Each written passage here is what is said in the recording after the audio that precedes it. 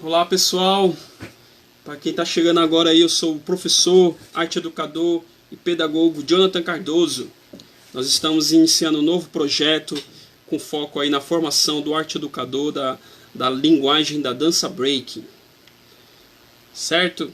E aproveitando aí para quem está chegando, para quem está assistindo o vídeo, já curtir aí, dar o like, se inscrever nos nossos canais aí das redes sociais, YouTube, Facebook e Instagram, beleza? Então vamos lá, sem delonga.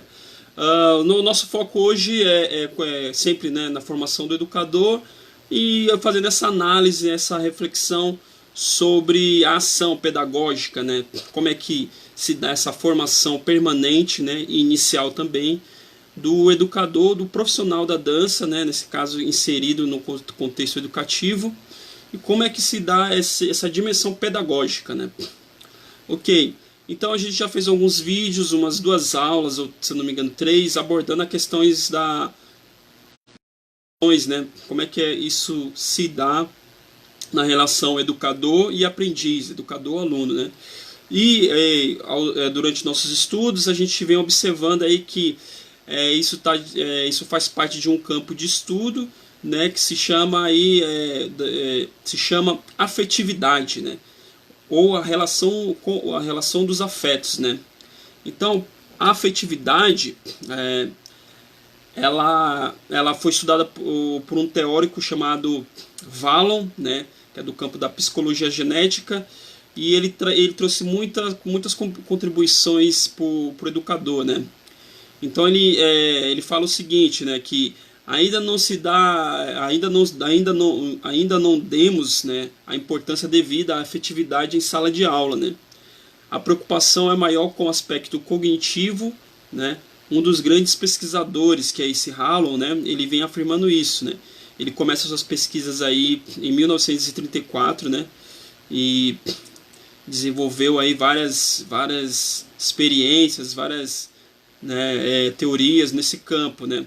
Ele colocou no mesmo plano de importância os aspectos afetivos, né, pessoais, cognitivos, né, e motores do desenvolvimento, né, do ser humano. Ou seja, todos esses aspectos têm papel fundamental no desenvolvimento do ser humano. E todos são importantes, né? Não só a questão cognitiva, a questão matemática, a questão da linguagem escrita e verbal, né? Não podemos dizer que os aspectos cognitivos, né, a inteligência matemática é mais importante do que o ato motor, né, a nossa psicomotricidade, né. Por exemplo, os aspectos afetivos diz respeito às emoções e sentimentos, né. Então a afetividade ela está relacionada, ela nos revela as emoções, o campo das nossas emoções e dos nossos sentimentos, como iremos ver, né, no decorrer dessa aula, né. O aspecto pessoal diz respeito à individualidade, né, do ser, da pessoa, né. O aspecto cognitivo trata do que o ser humano aprende dentro da escola, né, o conhecimento, né, abstrato, e o motor, né, a psicomotricidade, a ação, a movimentação, se relaciona com a tonicidade, né, com a questão do tônus, né, da virilidade, da presença, né, que se explicarão, iremos explicar aí durante a nossa aula de hoje, ok? Então, essa é uma breve introdução ao nosso tema. Afetividade, né? Então, iremos também tratar algumas questões sobre experiências e situações pedagógicas, né? Onde já iremos entrar aqui. A gente já, durante esse percurso, a gente teve várias experiências, né? Propomos várias experiências junto com o aluno para estar aprendendo, desenvolvendo ele. E é sempre um desafio, né? Nada é colocado como simples ou como algo fácil, né, ou ingênuo, né. E a gente vem observando, né, que dentro dessas experiências que a gente chama pedagógica, né, é importante a gente considerar um aspecto que é o aspecto do meio ambiente, né, do meio social, né, onde esse ser, esse aluno e o educador estão atuando, né, ou vivem, né.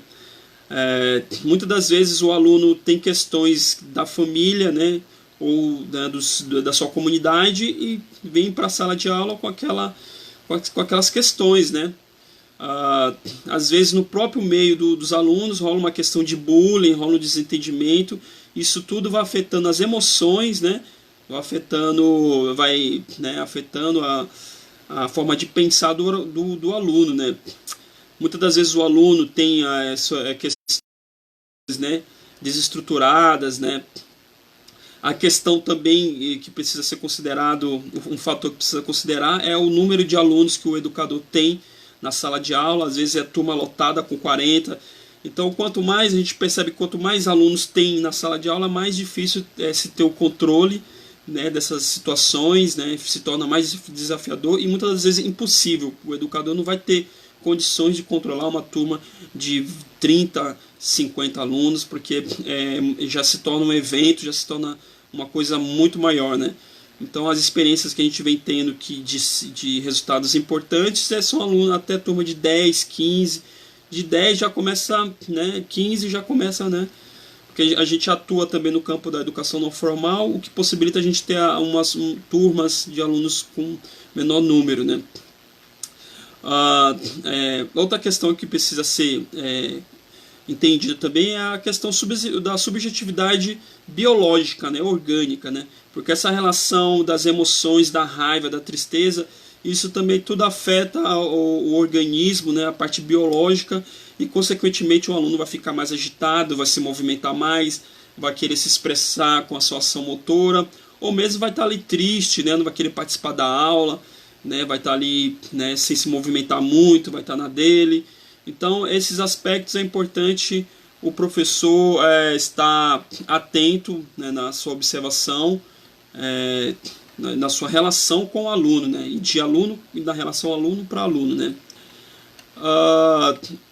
Vou dar dois exemplos de situações que aconteceram comigo, né. Uma situação foi onde o aluno subiu em cima do armário e eu pedi, né, várias vezes para ele descer e ele não descia. Então eu me vi ali numa situação que eu não tive controle, né, porque também a turma estava lotada. Então eu não sabia o que fazer e pedi para ele sair, para ele não subir no armário, né, descer com calma, né. E rapidamente eu já pedi suporte para o monitor que estava ali perto, né, já pedi suporte para outro aluno chamar o coordenador e toda a equipe para a gente ver como é que lidava com aquela situação, porque eu sozinho não estava dando conta, né. Então acho que esse é já caindo nos procedimentos, o primeiro procedimento é esse, quando lidar com uma situação, o aluno está passando mal, ou o aluno desmaiou, bateu a cabeça, estão brigando, é pedir suporte, porque sozinho é uma situação de uma carga emocional muito forte que afeta todos ali. O professor, né, muitas das vezes por não entender todas essas questões acaba se envolvendo, e porque também é ser humano e foge do seu controle, né. A segunda situação é situações de bullying, de brincadeirinha, né.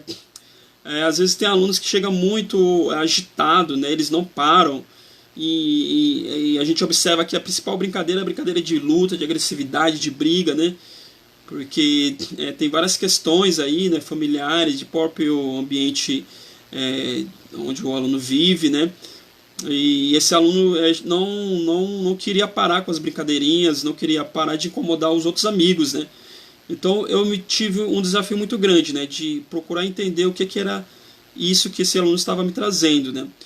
Foi então que eu parei um momento, né, para dar atenção para ele, né, me direcionei a ele de uma forma firme, né, de uma forma não agressiva, mas firme e direcionada, olhando no olho e pedindo, né, uma atenção dele, né. Então a gente começou a conversar, a gente começou a bater um papo, né, perguntando como é que era a família dele, como é que ele estava. Então aí eu comecei a observar, né, ele foi falando, né, foi trazendo. O pai era preso, né, vivia com a avó e a avó batia muito nele, Então isso tudo, né, se verbera, né, no cotidiano do aluno e na sua relação com seus amigos.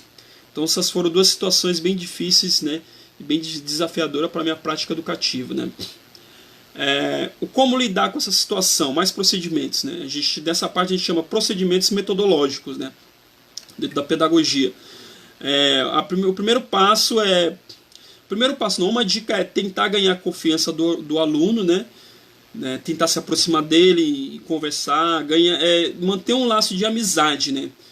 Porque muitas das vezes o professor, né, entra na sala de aula com o nariz em pé, acha que é dono de tudo, acha o mais importante, né, coloca o aluno lá embaixo e quer bater de frente com o aluno, e muitas das vezes sai até treta, né? Então o professor tem que baixar a bola, né, tem que procurar entender, né, se colocar muitas das vezes do nível do aluno, né, enquanto ser humano que todos são. Isso não vai diminuir a autoridade do professor, pelo contrário, pode até fortalecer, né? Porque um professor humilde, um professor que respeita, um professor que quer ouvir, quer ser amigo, tá ali junto, vai ter mais intimidade com o aluno. Com isso ele vai encontrar mais meios e procedimentos de lidar com essa emoção, com as questões dos alunos, né? Durante a situação de conflitos, não usar palavras negativas diante do aluno, né? Porque isso reforça ainda mais a raiva, a emoção, e não chega a lugar nenhum, né? Evitar agir por impulsos, né, nesses momentos, né? Buscar ter a consciência profunda da situação, né? Que muitas das vezes pela emoção a gente vai agir e acaba atrapalhando, né? Vou dar um exemplo. Uma vez um aluno passou mal e ele estava meio que dentro dos colchonetes, né? E eu fiquei com medo dele ficar sem respiração, então eu puxei ele, né, debaixo dos colchonetes, né, que era uma situação que depois eu fui ver e não era para ter feito, porque a orientação que quando alguém se machuca ou quebra um braço ou alguma coisa, não é para mexer, né?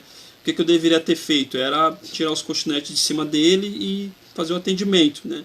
Então essa questão da emoção pega muito o professor durante a sua prática educativa, né? Buscar, na medida do possível, um silêncio interno, né, para poder considerar tudo o que está se apresentando. Não entrar no jogo de competição do aluno com o aluno, né, porque eles vêm para afrontar o professor mesmo, né, o professor já é colocado nessa situação, né. Então manter a tranquilidade, que as coisas vão se mostrando, né, os caminhos mais